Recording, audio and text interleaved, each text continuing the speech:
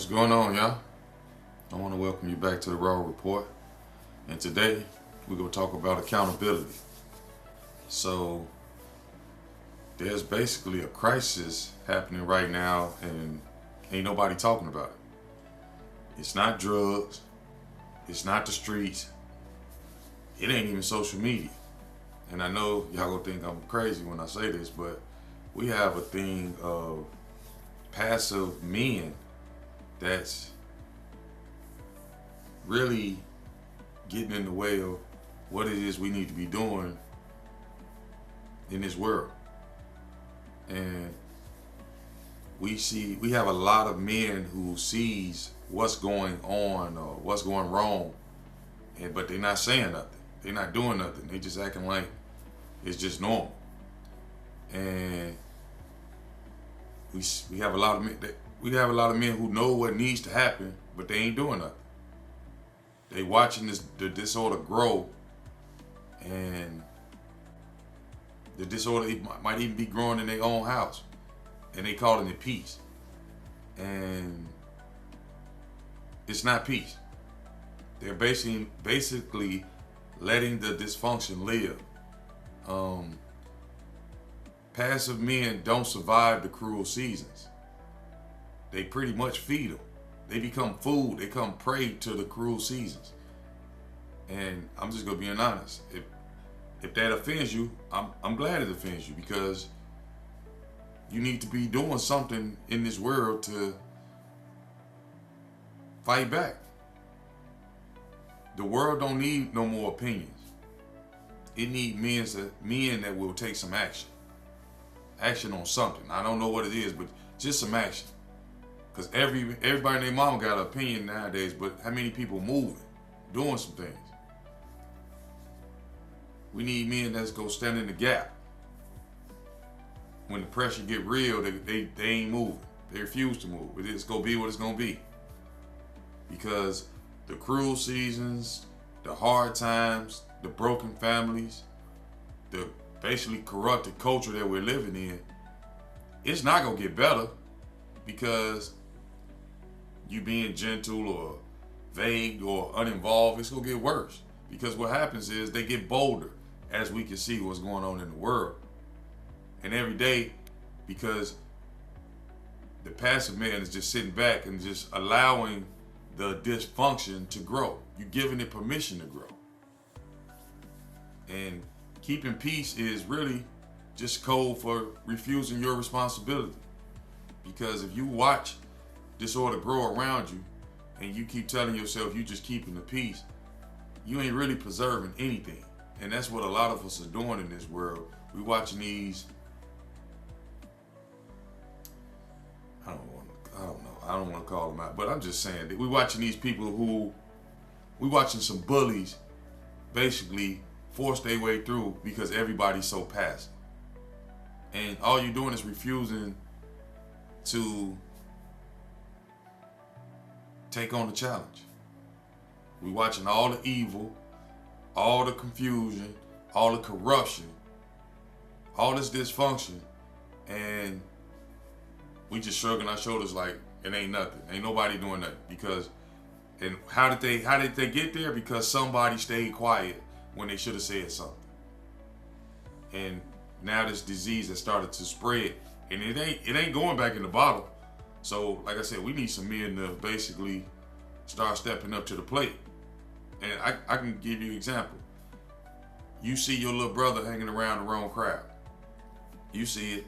You know exactly where it's going to lead to, but you ain't saying nothing because you don't want to start anything. 6 months later, he in trouble, and now you the one who could have spoken up when it still mattered, but you didn't. So you basically let that chaos start. And it's the same thing. I'm just using smaller terms, but y'all get what I'm saying. In the world, it's the same exact thing. A lot of this stuff that's going on right now could have been shut down, but a lot of this passivity, I'm just keeping the peace, is making things, making the bully feel like he's stronger than everybody. Like, won't nobody step up to the plate to step up to him. But like I said, we put ourselves in that situation by being passive. Because if you see what's wrong and you feel what's wrong, you even talk about what's wrong, but you don't do nothing to confront it. That's not even wisdom. That's basically a coward when being talking about peace. Because a passive man always wants more confirmation before he do anything. But all you doing is delaying the conflict. Because the conflict go happen one way or another.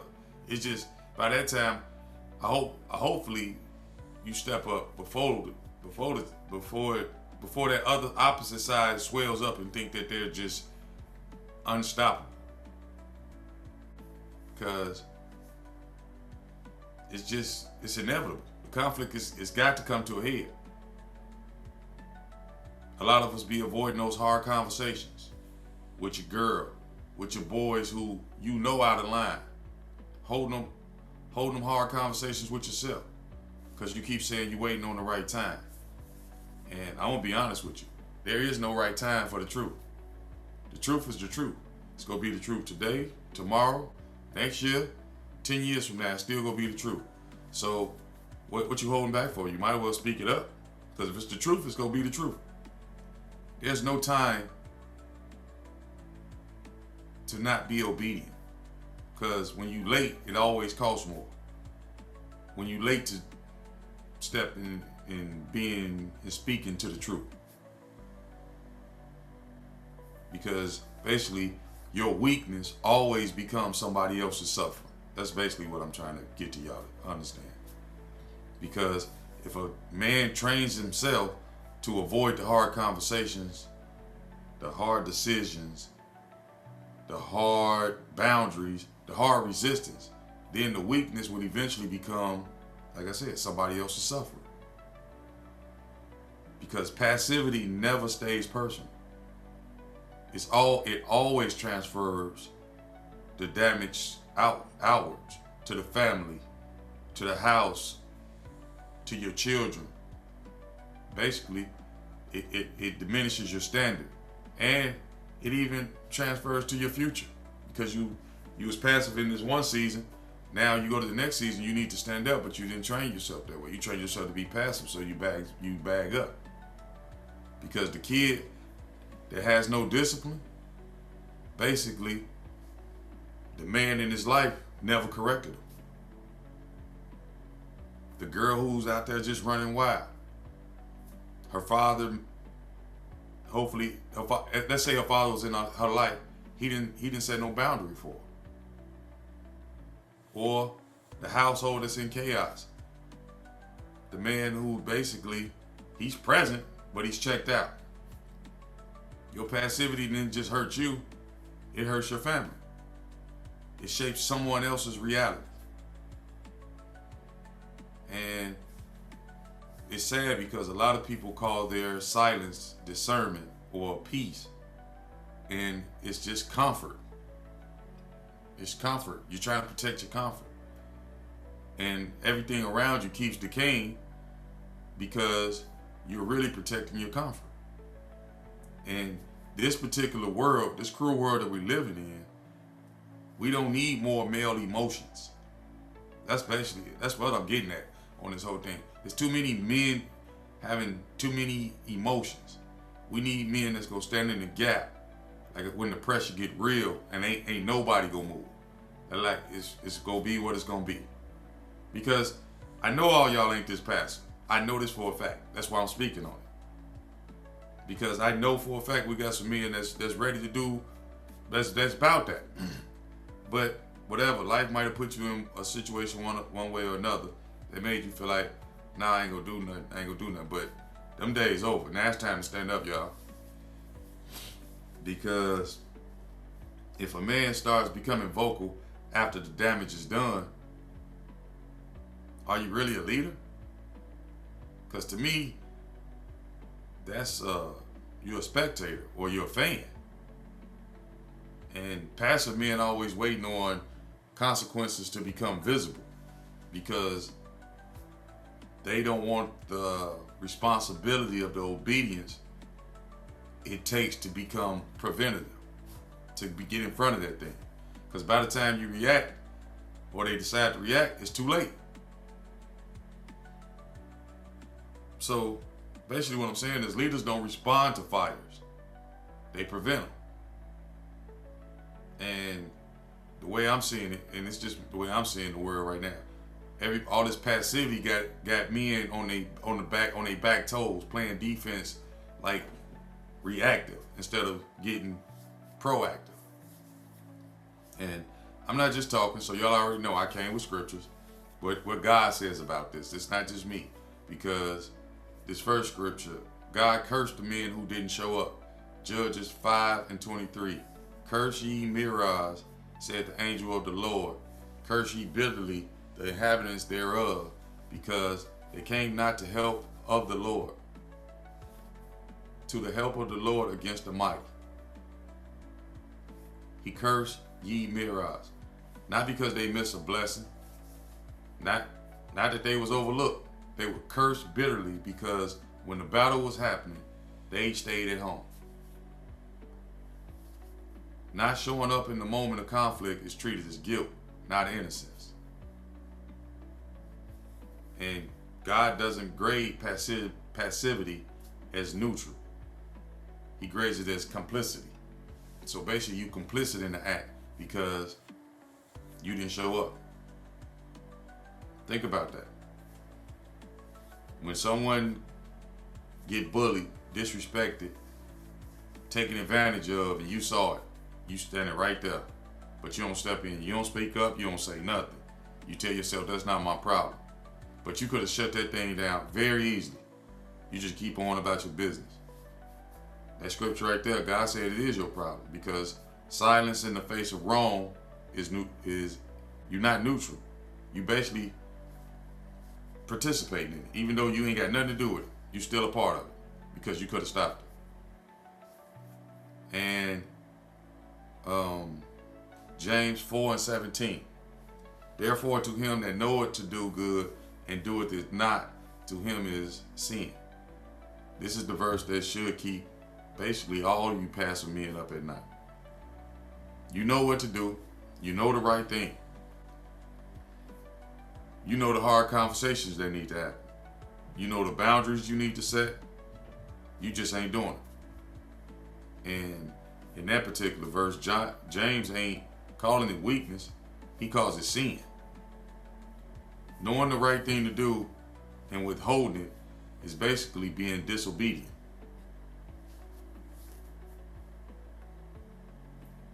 Matthew 12:30. He that is not with me is against me, and he that gathereth not with me scattereth abroad. Basically, Jesus eliminated the middle ground. There's no, I'm staying out of it. If you're not gathering, you scattering. If you're not building, you breaking. If you're not standing up, you're letting it fall. Refusing to take a side, basically, in these days, these cruel days that we in, it produces some sort of damage, and you're not neutral. Being neutral is a myth, basically. Ecclesiastes 10:18. By much slothfulness the building decayeth, and through idleness of the hands the house droppeth through. What is neglected does not remain neutral. It breaks down. Your house, your family, your health, your mind, your standards, everything in your life a man neglects eventually collapses. There's no way around it. It doesn't wait for you to get motivated. It basically rots while you hesitate. That's deep. It rots while you hesitate. Proverbs 24:10. If thou faint in the day of adversity, thy strength is small. That's short and direct. If you fold when things get hard, your strength was always small. You basically never tested it enough to find out where your faith was, where your strength was. And pressure don't make you weak. It reveals that you was weak the whole time, because you didn't prepare for it. The only way to build real strength is to stop running from the pressure. And I just gave y'all about 4 or 5 scriptures, but the pattern is, it ain't complicated. It's easy, it's simple. Scripture keeps showing you that collapsing follows neglect. So if you keep neglecting everything, which is being passive, everything is going to collapse. Adversity exposes weak men. And we up against a lot of adversity. That's why I call it a cruel world. Being neutral, you're not innocent no more. You basically are becoming guilty, or you participate in it even though you acting like you're not. And the Bible's not flattered by passive people. Its action is required now. And when you refuse, it's not basically a personality issue. You got a participation problem. You don't want to get in a fight. And I know it's spiritual war. Y'all think it ain't real, y'all. But I'm trying to tell y'all, it's a spiritual warfare. And like I said, if you know to do right and you're not doing right, hey, you choosing a side whether you think you're doing it or not. And where it shows up in your life, it's not necessarily you always sitting on the couch. Sometimes it's the man who looks like he's busy everywhere except where it counts. Might be on social media scrolling 3-4 hours, consuming 20-30 opinions. You got the headlines, you got the trends, the sports. You hear all these podcast talking points, but you can't make one clear decision in your own house. That's because of passivity. You super informed, but you're not governing. Your brain is full of all this information, but your leadership is empty. You can break down any political argument from either side. You got all the details about all that. You got opinions about everything that's happening in the world. But your son, daughter, brother, sister asks you for advice, and basically you tell them you don't know. Now, how does that make sense? Please tell me how that makes sense. You got all this commentary for strangers and people you don't know, but the people who actually need you, you got nothing for them. Or what about the person who keeps letting disrespect keep happening because they're addicted to being perceived as an easygoing person? They think that being non-confrontational makes them mature. But all it really does is teaches the people around you that your boundaries are optional. And like I said, this is a different world, cruel world. People ain't gonna they don't respect easy no more. People don't respect that you being easy. They respect you being clear. This ain't that. Move on. But when you start, like I said, we making room for them to grow bigger and larger in their goofiness. Somebody disrespects you right in front of your own people and you laugh it off. Talking about it's all good. No, it ain't all good. And we all saw it.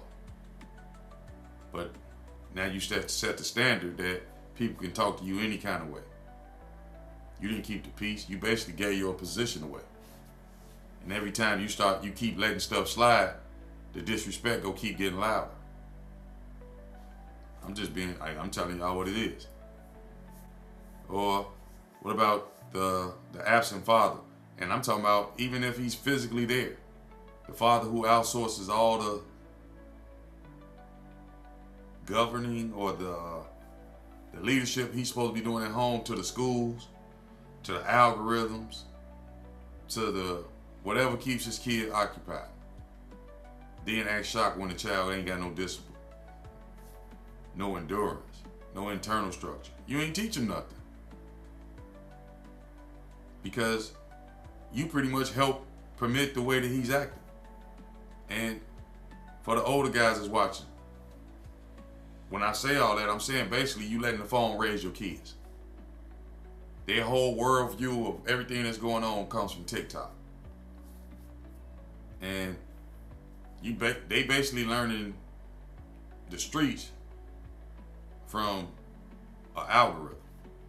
And you already done been through it, but you can be teaching. And now you upset at who they becoming. It ain't their fault. It's basically, you're not there. You in the house, but you ain't in the fight. And then, for my younger guys that's watching this, y'all recognize that, man, he might have been your father. Present but passive. In the house, he wasn't really putting down no rules. And that's part of the anger that you carry, because you need him to stand up, but he didn't. You gotta forgive that man and move on. Don't make the same mistake, because history tends to repeat itself. Then we got the late responder. It's the man who waits until the woman that he's with is basically tired of him, bitter. She get loud and frustrated with him, and then he want to do something. It's too late, bro. You thinking her reaction is the problem. You've been ignoring it for years because you're being passive. You the head of the house. Start acting like it. Because that woman ain't crazy. She needs you to stand up. She tired of doing all the leading by herself. I'm just saying, man, this thing deep. And it's costing you something. It looks comfortable, but it's actually hurting you. You lose your own internal authority. Because even people, yes, you're a man, for sure, 100%. But you don't even trust yourself. You start feeling weak before you even open your mouth, because you practice hesitation more than obedience. Your own spirit don't believe what you about to say. That's crazy when you when you don't even believe yourself. That passive starts, you train everybody around you that you can't be trusted. Your family stop expecting anything from you. Your girls stop expecting protection. Your kids stop expecting guidance. Your circle stop expecting any kind of strength from you. And once the expectation drops, let's be honest, their respect go with it. And you wonder why nobody looks to you anymore. The truth is, you train them to be that way. When something goes wrong in your house, they don't look for you no more. They probably looking for their mama. That's a problem. Because if the answer ain't you, somebody else stepped up. That's sad. And passivity trains you to be like this. And like I said, leadership isn't a title, it's a pattern. And your pattern right now is not saying that you're the leader.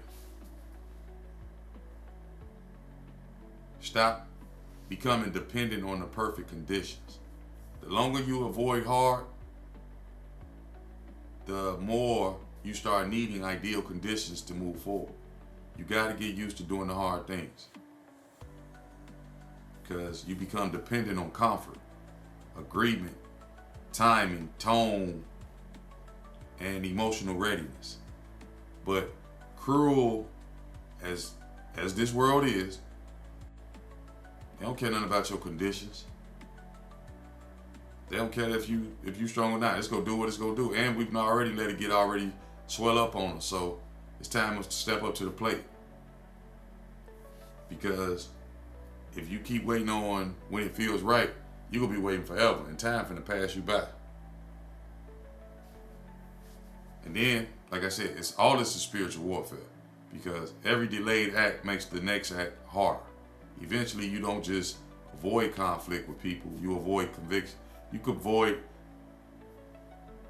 conviction itself, basically. You can't convict to nothing. I'm just saying.